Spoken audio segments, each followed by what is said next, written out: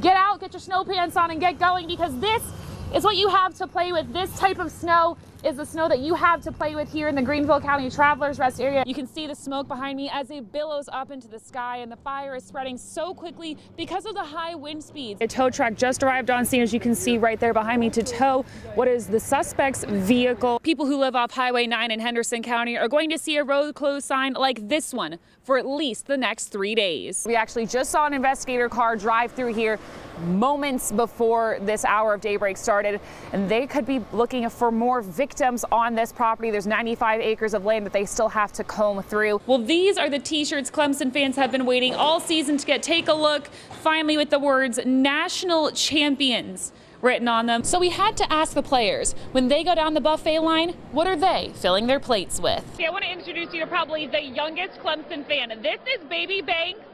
He is 2 weeks old. We are joined now with Mom and Dad, Zach and Taylor. So you guys have quite the story. Tell us a little bit about how you are another definition of an all-in family. Okay. Well, we met our sophomore year here at Clemson. She sat beside me in one of our classes, and we kind of hit it off. And we got married here, and we named him after Banks McFadden. In the whirlwind of arrests today, I spoke to the fiance of one of the victims, and she tells me that Sydney Speaks should never have been shot that night. He had the biggest heart, loved everyone, wanted to take care of everyone. An admirable quality, Jan Hill says ultimately led to her fiance, Sydney Speaks' death. Speaks and Roy Drasilis Irby were shot and killed at a block party Saturday on Winnetta Street. Hill says when the crowd grew, so did the tension. Gunshots I've never heard before. They rung out. Oh, all types of guns. Felt like an hour, maybe 2 or 3 minutes. Deputies say Alexis Coleman and Alexis Long fired some of the first shots in the air. After the smoke cleared, Hill says they heard screams, and that's when she says Sydney went to help. Next thing I know, more shots. And that's when Sydney fell back in the door on his knees. He said he'd been shot. Now, deputies have arrested several people in this case, and Hill says a message needs to be sent. Everyone who was out there with a gun, firing shots, whether in the crowd or in the air, all need to be locked up for 2 counts of murder.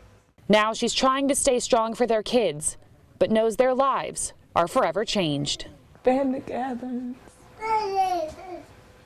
vacations. Nothing will be the same.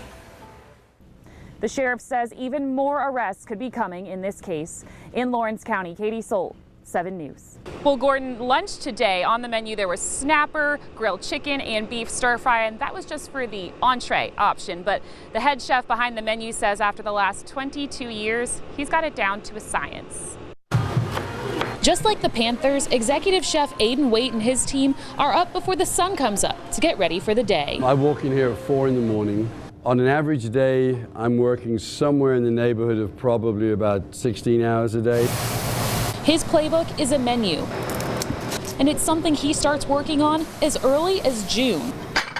Chicken, fish, rice, beef. Over the last 22 years, he's had to learn to adapt his style to the team's nutritional needs and their preferences. When we first started, if they did steak every couple of days, that was no big deal. We're very more focused now on making sure they understand what's in the food that's being served. And to feed the team, staff, and guests 4 times a day for nearly a month takes a lot of supplies. I start off with 2 40-foot trailers with food, and we have a 32-foot trailer with drinks. But then it'll get us through probably 2 to 3 days with menus. So we had to ask the players, when they go down the buffet line, what are they filling their plates with? Fish. Every day they cook some type of fish, so I love the fish. I just eat eggs in the morning, waffle. Sometimes I'm not supposed to eat that, but sometimes I just say heck with it. And what about the fan favorites? Luke is one of those that eats just about anything. Cam loves fish. He'll eat fish all the time. Even at the end of long work days, Chef Waite says it's all about seeing the team relax and enjoy a home-cooked meal. So you heard what the guys had for lunch, and tonight dinner is a good old southern fried chicken dish. We're live in Spartanburg. Katy Solt, 7 News. Gordon Sheriff Will Lewis says his deputies have arrested 17 people for sexual exploitation of a minor, and they're not done. He says his team is working to send a message to everyone. Even though you're hiding behind a keyboard, his team will find you. These are people who you encounter on a daily basis who have such a sick and twisted mind that they choose to victimize children. 17 men from all walks of life and from all across Greenville County, all behind bars on charges relating to child pornography.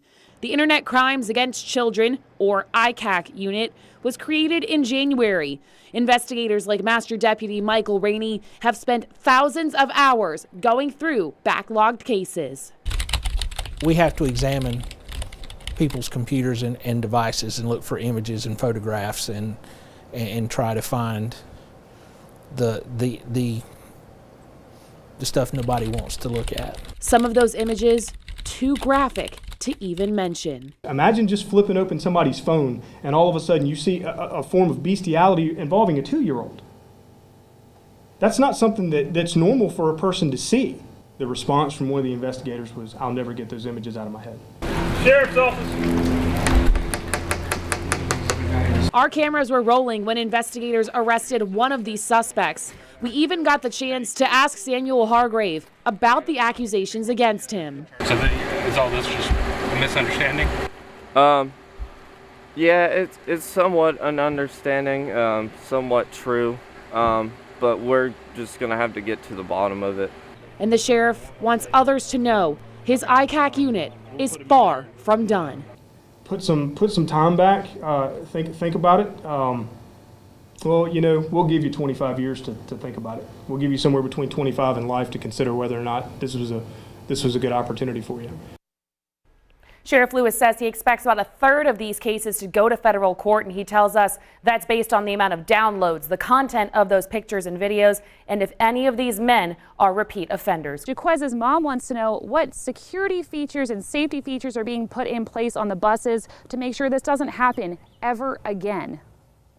It never should have happened, period. Jacqueline White says she still gets chills watching the video of her son Jaquez falling out of a moving school bus. It doesn't seem real. Even though I watched it 100+ times, it's still like, no way. Wally Hall, the assistant superintendent in Greenwood District 52, has also seen the video countless times and says this is something he never expected to see. But when you see it happen, it's concerning. Jacqueline says she never heard the alarm while watching the video, but the district says the alarm did go off. The children were just too loud for the bus driver to hear the alarm. So we got on the bus for ourselves to test it out. The alarm sounded loud and clear. Certainly, given the situation we're in now, we're giving even more attention to those alarms prior to moving off the lines. But even with a working alarm, Jacqueline wants to know what's being done to keep the kids safe. The bus driver is driving, but if it was someone else on that bus watching, they could have easily been like, hey, have a seat. Hall says right now it isn't in the budget to have bus monitors on every bus in the district, but they're doing everything they can to keep the students safe. We are reviewing to see if we need to try to put monitors on certain buses based on the level of behavior on those buses. You know, we're concerned about our kids' safety. I mean, that's number one, first and foremost. The Department of Education did take a look at that bus specifically and said once their crews looked over it, they found that all the safety features, including both emergency alarms, were functioning properly. We're live in Greenwood County tonight. Katy Solt, 7 News.